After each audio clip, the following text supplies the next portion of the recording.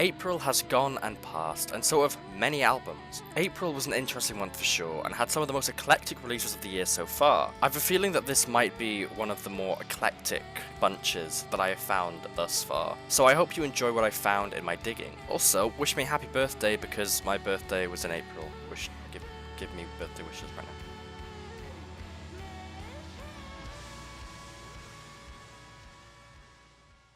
I'm a big fan of indie rock. I'm a big fan of noise rock. I'm also a big fan of country and shoegaze. So what if we combined all of those into one to make something truly amazing? Well, then you would get Rat Saw God by Wednesday. I get an odd comfort from this album. Even though a lot of this record talks about pretty mundane or even unpleasant things, I still feel comforted by it. I think it's due to the world it builds. Country has always been known for being one of the best genres for lyrics due to its heavy focus on them, and this album is no exception. This album paints an incredibly vivid picture of Southern America. It makes me feel like I'm driving a truck through the DMV, stopping at every gas station, bar, and rough corner store. I was scared at first that the lead single, Bull Believer, would overshadow every other song on here, but I was pleasantly surprised to hear that while there aren't any songs that reach that height, which I expected, they still managed to feel unique and have a solid place in this album. They're all memorable, especially ones that make me feel cozier and more comfortable, like Formula 1, Chosen to Deserve, What's So Funny, or TV in the Gas Pump.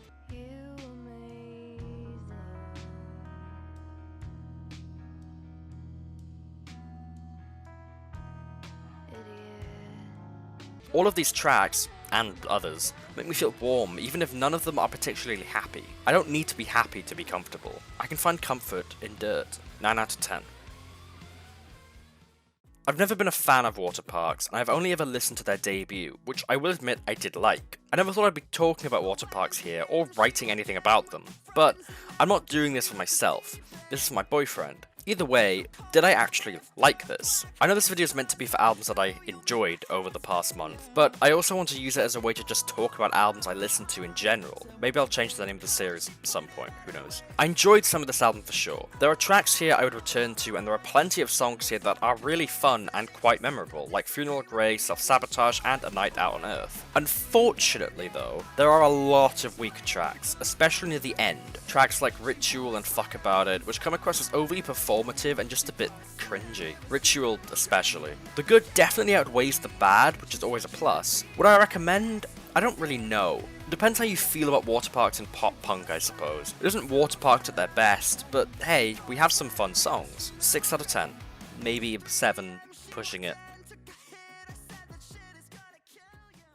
I was a big fan of SUPERCOLLIDER's previous release, Going to Hell and Taking You With Me, even if she herself isn't as much anymore, and was excited to see where she would go next with her sound, especially considering the final 3 songs on her previous record. This wasn't exactly the direction I was expecting, but that isn't inherently a bad thing. Once But Never Again is much cleaner than Going to Hell, with its more shoegaze and dream pop oriented production style, and it works nicely on a handful of songs. I feel that Nicki knows what she wants to do, but hasn't quite achieved it yet. You can hear it properly on songs like The Closer and the final 4 songs in general, and it sounds really good.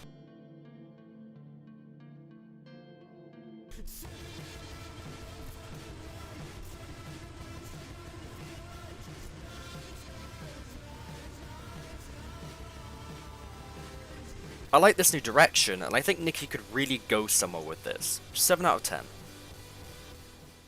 Daughter returned with quite a long gap in their discography with Stereo Mind Game, and it's an incredibly welcomed return. Daughter haven't lost any of their charm, and this album shows that they are even still capable of really evolving their sound. Now, I wouldn't consider myself a huge Daughter fan. I only listened to their second EP, The Wild Youth, prior to this, but it's evident from that and their 2 albums that this is an evolution from that sound. In between their previous studio record, How to Disappear, and this release, Eleanor Tonra, the lead singer, did release a solo album under the alias X-Ray, which was quite a departure from the Daughter sound. While the overall style and atmosphere was still very there, Tonra opted for a much more stripped back approach to focus much more heavily on her vocals and lyrics, and it paid off wonderfully, creating one of the most crushing breakup albums I've ever heard.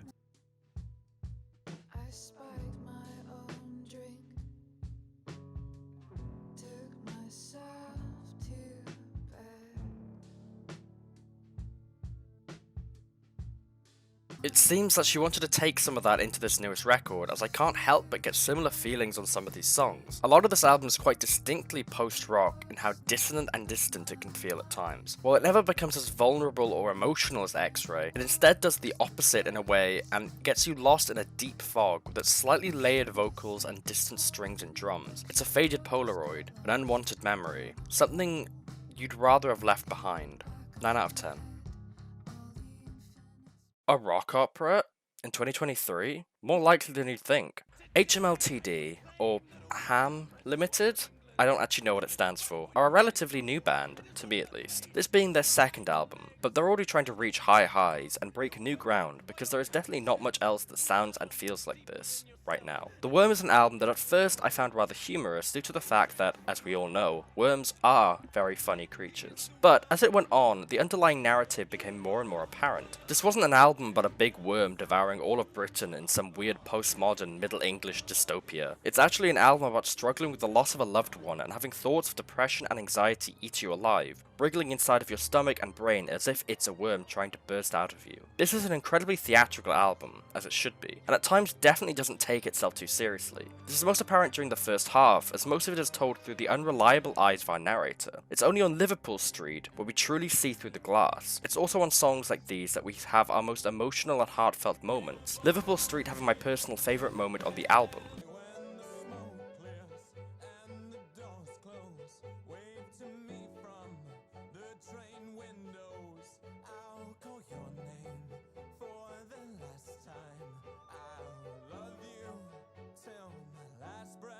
It's almost like a look into reality before we're shot back into the depths of the Wormlands, where all the orchestral instruments come swarming back in and a cacophony of sound and music fills the room. This is an excellent album and one I highly recommend. It's definitely an experience. 9 out of 10. Anxious, you are falling. You'll never hit the ground. No high, no low. You'll only fall. Tim Hecker is an artist that I'm fairly acquainted with, but I don't know much of his work outside of peering into it from afar. I've listened to Harmony and Ultraviolet, and I enjoyed that to an extent, but I don't think it really resonated with me as much as it has for other people. I went into this with high hopes that maybe this time a Tim Hecker project would resonate with me, and it did. From the first couple of seconds, I was sucked into this deeply anxious world where there was no up or down, only falling. The album opens with a repeating beeping that persists throughout the entire 51-minute runtime. It's stressful, it's anxiety-inducing, but it's also hypnotic. It draws you in, you can't look away, you can't turn it off, you need to keep going. You can hear the slow build of a synth attempting to drown out the repetitive beat, but it only gets louder and louder. Nothing can drown out that incessive beeping, that banging in your head that will constantly bring you down. You can't escape it, however hard you try. This is the epitome of anxiety in an album. Nothing more, nothing less. It's absolutely gorgeous at times and deeply unsettling at others, but it always manages to stay on track and transport you to another world. A world I would never want to live in. 9 out of 10. I hadn't listened to any Jessie Ware prior to this release, but by God do I want to listen to more of her now. That feels good. It's a major highlight of the year, just due to how much fun I had while listening to it. I've been ill all week as of writing this. I don't know when this video will release. I'm not ill as I'm recording this. But this album has made me want to get up and dance, even though I know I'll probably end up collapsing if I try to. This is a sexual, sensual, seductive album. The triple S. It's naughty, cheeky, sassy. It's so many things, but majorly, of course, it's fun as hell. All of these songs are crafted so well and get immediately stuck in your head, whether you like it or not. Ware shows that she's able to make catchy, infectious songs like it's spreading butter on toast. Songs like Free Yourself and Beautiful People showcase just how much talent she has in creating something utterly stunning, especially the latter. I wake up in the morning and I ask myself, what am I doing on this planet? Goddamn. Begin Again is the longest song of the album, and for very good reason. It manages to keep itself going for 5.5 minutes just by repeating its chorus, but don't worry, the chorus is pop perfection, and I could keep listening to it for 5 more minutes, maybe make that 50. We also have tracks like Beautiful People, which showcase that sass I mentioned earlier, as well lists out the names of boys and all the things they've done and all the things she's done to them, and even though not a single swear word is uttered, it still feels oh so naughty. 9 out of 10.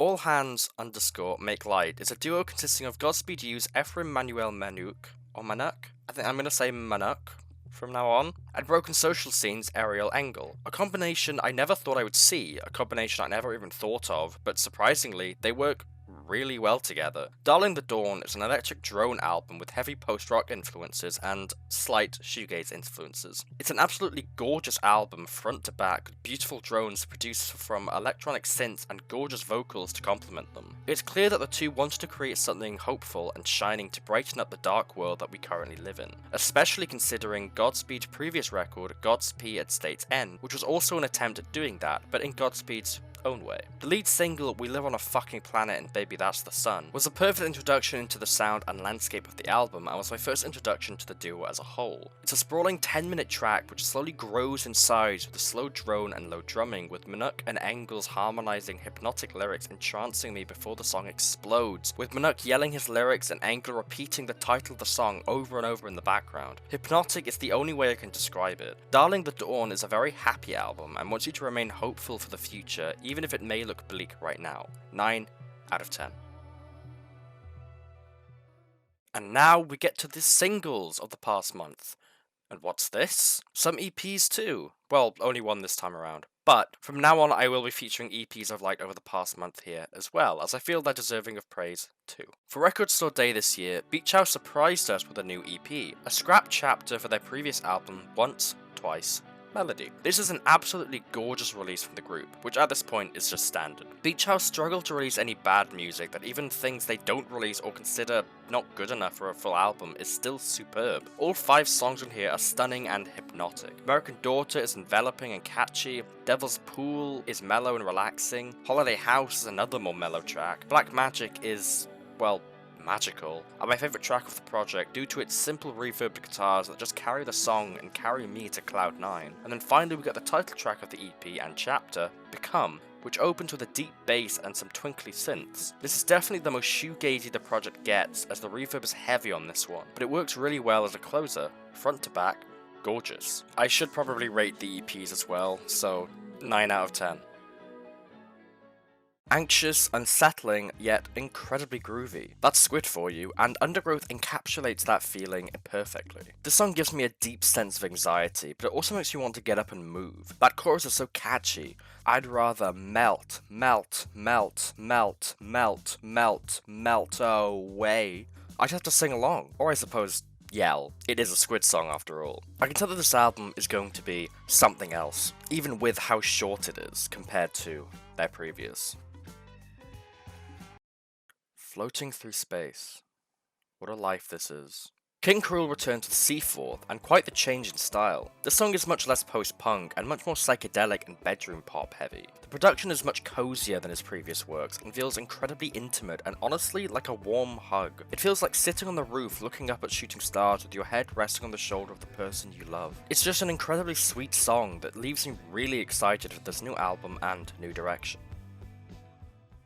Short and sweet, at just under 2 minutes, Poppy returns violently and passionately with Church Outfit, a song that is an assault on the senses in every way, but god does Poppy just have a voice for screaming. This may not be the best industrial metal song ever, even she has done better with songs like Blood Money, but I can't help but give her credit where credit is due with her excellent vocals and how catchy this song is for how short it is.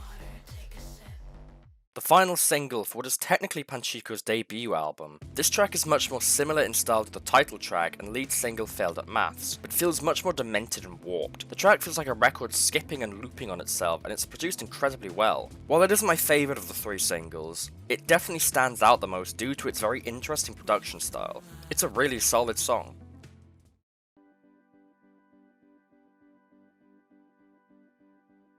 And to close, we have what is probably my favourite song this month, and one of my favourites of the year so far. Nothing Matters by The Last Dinner Party. This song is a perfect indie pop track. It does everything right. It draws you in immediately with these gorgeous vocals and soft piano chords before the drums kick in and the pre-chorus pulls you into the chorus before you can even think about turning off the song. The chorus is pure pop perfection. It's simple, it's beyond catchy, and it's perfectly written. The song leaves me so incredibly excited to see where this band goes next. I cannot wait for more. I need more. And to add on to this quickly, I actually saw the band live last night as of recording this, and they were amazing. Amazing stage presence, and the songs they played were all superb, and I cannot wait to hear a debut album from this group. And with that, we end the video. Sorry for the gap between videos, but hopefully, I know I say this every time, next time it won't be as long. I hope you enjoyed the video and found something interesting to listen to, maybe, because that's always my goal. If you didn't, then that's cool too. If you already knew about every release on this list, then that's also cool, I guess. You don't have to flaunt it though. If you want more, you can subscribe, you can like, you can whatever, do whatever you feel is correct. You can also read reviews for all of the albums that I've talked about. I have reviewed every single one, I know I have, in the comments below. The comments in the description below. And you can also donate to my Ko-fi below, which will help because I don't make money off of these videos because copyright, blah blah blah, you know this. I've said this before. Yeah, that's about it. So I hope you enjoyed, and good night. Let me speak to your manager.